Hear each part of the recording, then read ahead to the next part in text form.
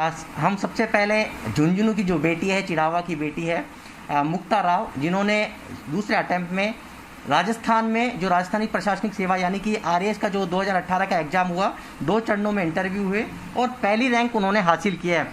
उनकी ही जुबानी उनकी सफलता की कहानी हम जानते हैं। मैम, सबसे पहले जी मीडिया की ओर से आपको बधाई। Thank you so much sir, thank you sir. पहला अटेम्प्ट में भले ही आपको निराशा हाथ लगी हो, सफलता नहीं मिली हो उस ऊंचाई पे, लेकिन दूसरे अटेम्प्ट में आपने पूरे राजस्थान में नंबर 1 रैंक हासिल की है।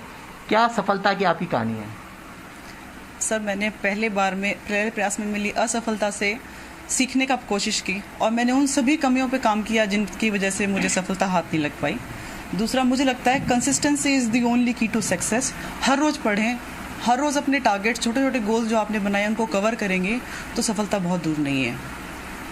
किन किन परेशानियों की दिक्कत आई? फैमिली को भी समय देना था, फिर पढ़ाई भी थी और आपने सोच लिया था कि यदि मन में ठान ली जाती है तो कहते हैं कि कितनी भी आपकी विकट राहें कितनी कठिन हो, लेकिन हम वो करके दिखाते हैं। सर, परेशानियां तो ज़्यादा नहीं आई, बस ये था कि 1996 में 10th किया था, तब ह्यूमैनिटीज़ छोड़ दिया था बिल्कुल।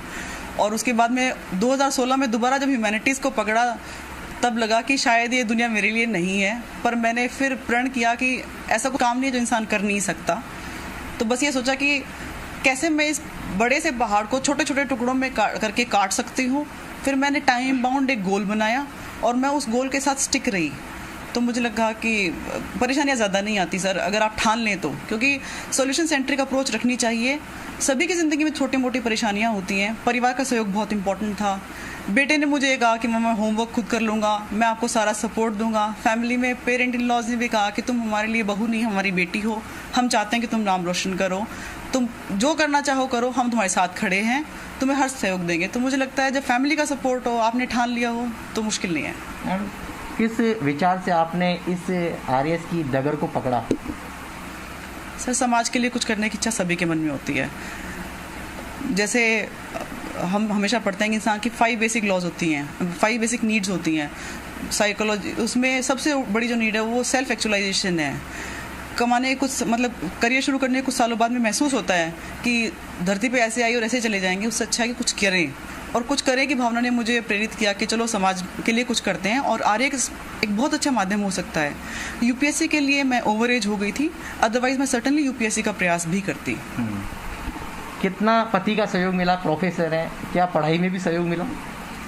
सर, पढ़ाई के लिए तो मैं नहीं कहूँगी क्योंकि वो कंप्यूटर साइंस से हैं, पर हाँ एक मोटिवेशन, कोऑपरेशन। और जब भी ऐसा होता था कि भर्ती कोर्ट में जाने के लिए फेमस है राजस्थान में, जब भी मोरल डाउन होता था तो ही वॉज ऑलवेज लाइक, तुम चिंता मत करो, तुम्हारा ज़रूर होगा, बस तुम अपना प्रयास जारी रखो।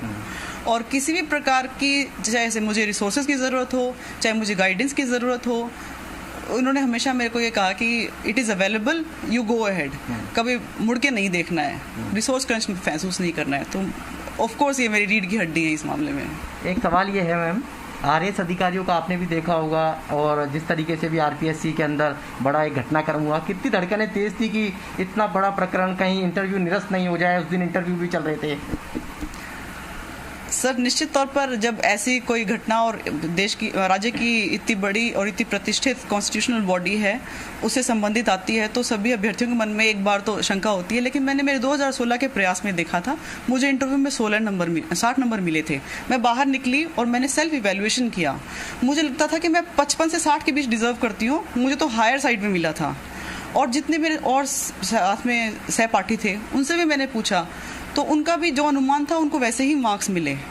मुझे लगता है ये एक अनुसंधान का विषय है, चीज़ें निकल के सामने आएंगी।